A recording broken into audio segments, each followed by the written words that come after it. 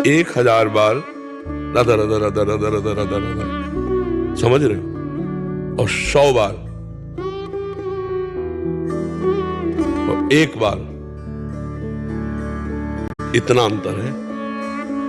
जो 1 बार बिल्कुल चिंतन सामने लिखा राधा, 1 बार राधा तो 1000 बार राधा राधा राधा राधा, और 100 बार उपांशु, 1 बार मानसिक। समझ गए थे? शास्त्रीय पद्धति 10 गुना अंतर होता चला जाता है। ध्यान रखना, चमड़े की बेल्ट पहनने वाला और चमड़े के जूता पहनने वाले को गौ हत्या का पाप लगता है। अगर वो इन पशुओं से जो चमड़े निकाल कर निर्माण किया जाता है, जूता बेल्ट आदि, ये जो गृहस्थी जन इनका प्रयोग करते हैं, तो उसे गौ हत्या का दंड मिलता है। क्योंकि आप पहनते हैं, उसमें आप सहयोगी हुए, आप उसको प्रोत्साहन बढ़ा रहे हैं गौ हत्या का।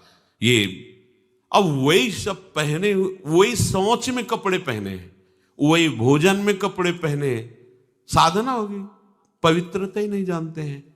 लघु शंका करने के बाद यदि आपने जनेंद्री का प्रक्षालन नहीं किया, हाथ नहीं धोया, चरण नहीं धोए, आचमन नहीं किया, तो आप तो अपवित्र हैं। अरे लघु शंका की क्या है, शौच होने के बाद नहीं से विचार बिल्कुल शून्य हो गया है, बस शरीर आराम, पशु की तरह शरीर आराम।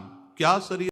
एक परचून की दुकान थी, तो बेचारा बड़े धर्म से चलता था, तो साइकिल से चलता, नमक रोटी खाता, और सामने हलवाई की दुकान थी, बहुत उसमें मिलावट, सब कार से चलता। तो एक दिन एक संत आए उस गरीब के घर, तो उनका महाराज धर्म श्रेष्ठ है कि अधर्म श्रेष्ठ है? तो उनका धर्म। तो बोले धर्म से चलता हूँ तो आपको हम आधा लीटर दूध नहीं पिला सकते, और अधर्म से चलता, कार से चलता है वो। बोले आओ बेटा गंगा स्नान करने चलते। गंगा के किनारे ले गए और एक गड्ढा खुदवाया एक आदमी से, और कहा इस पे खड़े हो जाओ। बोले गुरुजी करेंगे क्या? बोले चुप रहो, और भर भर के गंगा जल डालते रहे। जब गंगा जल यहाँ तक आ गया, तब कहा महाराज अगर एक घड़ा भी डाल दिया तो मैं मर जाऊंगा। तो बोले ऐसे ही तुम्हारा सामने वाला जब तक घड़ा भर ले रहा है तब तक कार से चल लो, जहाँ पाप का घड़ा भरा तो फिर वो नष्ट हो जाएगा। धर्म से चलने वाला दीपक की तरह जलेगा, लेकिन कुल परंपरागत चलेगा।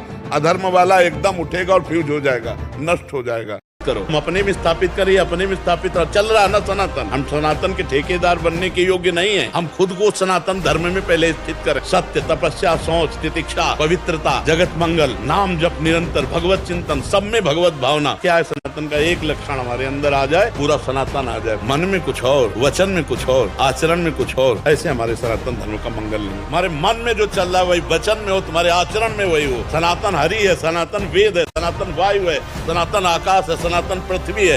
कैसे सनातन को आपने क्या समझ लिया? एक जाति पक्ष, एक मानव धर्म का कोना। सनातन विश्व ब्रह्मांड को अपनी गोद में लिए हुए सनातन परब्रह्म परमात्मा है। ये हमारी जिम्मेवारी है कि हम सनातन को धारण करें। हम ये जो दूसरों पर आरोप करते हैं, तो हमें ये समझ में नहीं आता कि क्या हम किसी की निंदा कर दें तो सनातन कहला लेंगे क्या? हम किसी की हिंसा कर दें तो सनातन? ऐसा नहीं है।